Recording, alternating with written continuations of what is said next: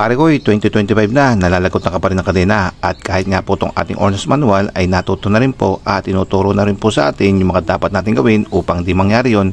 At bilang refresher ay panoorin nyo po itong ating video. Kagabi po may tulungan po tayo na Barako 3D po yung motor na nalagot po yung kanya kadena. At habang ginagawa po natin ay ini-interview po natin siya kung nag-a-adjust po siya ng change lock o ng pre-play ng kanyang kadena. At ang sabi niya is oo daw. So nagtaka po ako bakit po malalagot, mabago-bago pa po yung kanyang kadena at nag-a-adjust po siya ng kanyang pre-play. At nagtanong-tanong pa po ako at naitanong ko po doon kung hinahanap niya yung pinakamatikas na parte ng kanyang kadena bago siya mag-adjust. At ang sabi niya is meron po ba yun? Patay mga pare ko. I think hindi po siya nagbabasa ng kanyang manual at hindi niya po alam na kailangan palang hanapin yung pinakamatikas na parte ng ating kadena at doon po tayo mag-a-adjust. Dahil yun po kasi ang gagawin natin basehan sa pag-a-adjust ng change lock ng ating kadena, yung pinakamahigpit na part niya.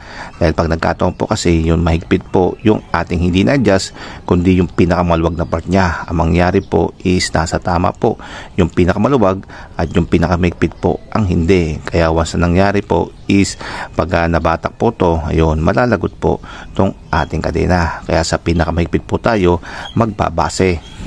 At ang kagandahan po dito sa ating Kawasaki Barako 3 halos lahat po yata ng gumagawa dito ay Pilipino, pati po yung mga design.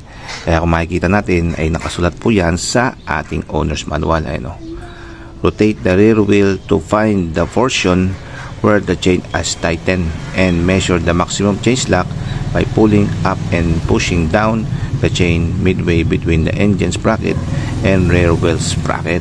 So yun, malinaw na malinaw mga pare ko, hanapin daw po natin yung pinakamatigas na parte itong ating kadena at saka po natin tignan yung kanyang change lock o kanyang pre-play. At dapat po ang standard is 20 to 35 mm or 0.8 to 1.4 inches po yung kanyang play. Di po ba? Nakasulat po yan, no? So sa lahat po yata ng binasa kong owner's manual sa Kawasaki Barako 3 lang po talaga nakasulat na kailangan natin talagang hanapin yung pinakamahigpit na part ng ating kadena. Paano po hanapin? Isentastan nyo po itong inyong motor at lagay nyo po sa neutral itong inyong kambyo at saka nyo paikutin itong inyong gulong habang tinatapik nyo po itong inyong kadena. Ayan. At malalaman nyo po yan na maluwag, yun, humihigpit na po, yun, mahigpit mga pare yun. Ito po ang pinakamahigpit niya at masusukat po natin yan. Nag-adjust na po ako ng aking kadena kanina lang at itong pinakamahigpit po mayroon po siyang pre-play na 1 inch. So 1 inch po ang aking ginagawang pre-play. Kaya pag ito po ay hinanap natin yung pinakamaluwag niya, ayan, hindi lang po to 1 inch. Kung makikita nyo, ayan, halos 1.5 inch pa po yung kanyang pinakamalaking slack.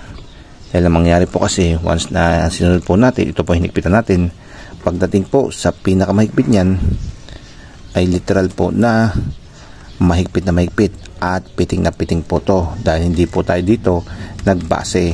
Kaya napaka-importante po talaga na hanapin nyo yung pinakamahigpit na parte ng inyong kadena at doon po kayo magbase ng sukat ng inyong change lock na 0.8 to 1.4 po yung kanyang change lock. At sa pag-adjust naman po ng kadena, hanapin nyo lang po sa aking video list dahil marami na po ang video yung nagawa nito at halos pare-parehas lang din naman po lahat ng ginagawang pag-adjust sa motor.